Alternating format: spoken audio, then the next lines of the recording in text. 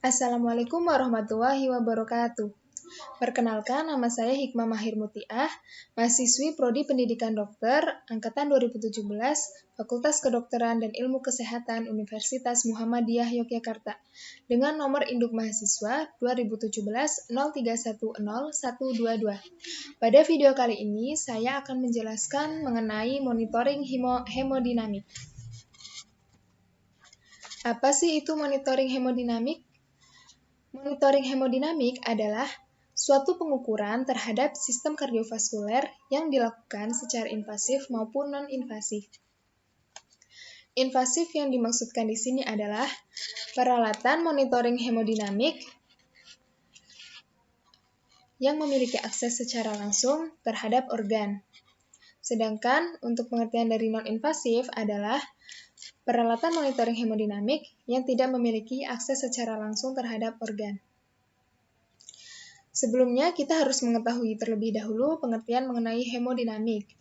Jadi, hemodinamik adalah aliran darah dalam sistem peredaran tubuh, baik melalui peredaran darah besar maupun peredaran darah kecil. Pada kondisi normal, status hemodinamik ini dipertahankan dalam kondisi yang fisiologis. Tetapi pada pasien-pasien yang kritis, status hemodinamik ini tidak akan stabil, sehingga monitoring hemodinamik ini adalah komponen yang sangat penting dalam perawatan pasien kritis. Karena status hemodinamik pada pasien kritis dapat berubah dengan cepat. Faktor penentu hemodinamik di sini ada 3. Yang pertama, preload. Preload adalah tekanan saat pengisian atrium selama fase diastolik. Yang kedua adalah contractility. Contractility adalah kekuatan otot jantung untuk memompahkan darah ke seluruh tubuh. Dan yang ketiga adalah afterload. Afterload adalah kekuatan atau tekanan darah yang dipompakan oleh jantung.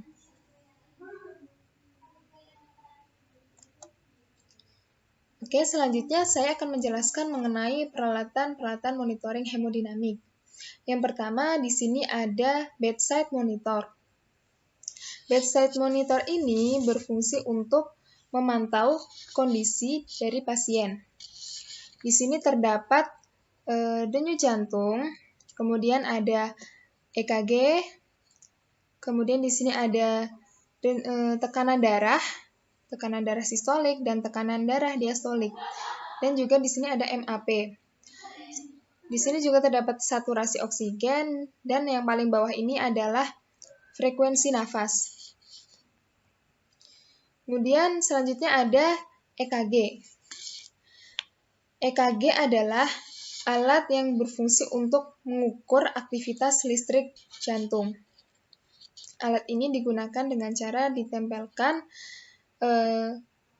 dengan cara elektrodenya ini ditempelkan pada dada, lengan, atau tungkai pasien.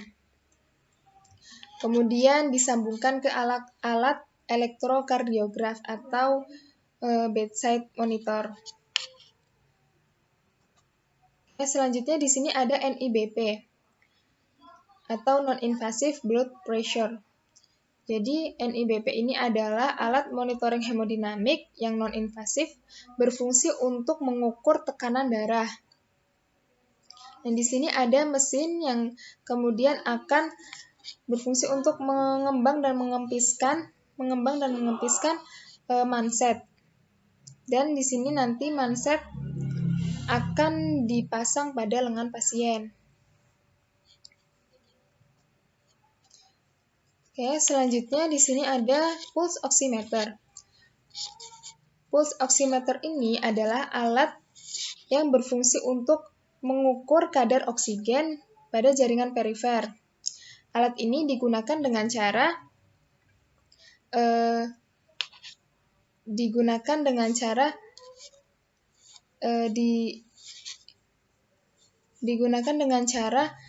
dipasang pada jari pasien.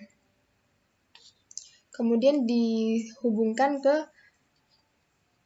bedside monitor. Oke, selanjutnya di sini ada syringe pump. Syringe pump ini adalah alat untuk memberikan obat-obatan yang diberikan secara intravena dan diberikan secara kontinu. Selanjutnya ada infus pump. Infus pump ini digunakan untuk memberikan cairan yang dibutuhkan oleh pasien. Kemudian yang terakhir ada ventilator. Ventilator ini adalah alat bantu pernafasan mekanik yang bertekanan positif maupun bertekanan negatif dan berfungsi untuk memberikan asupan oksigen yang cukup. Oke, selanjutnya saya akan menginterpretasi dari skenario 1 ini. Di sini ada bedside monitor. Di sini terdapat denyut jantung 139 kali per menit.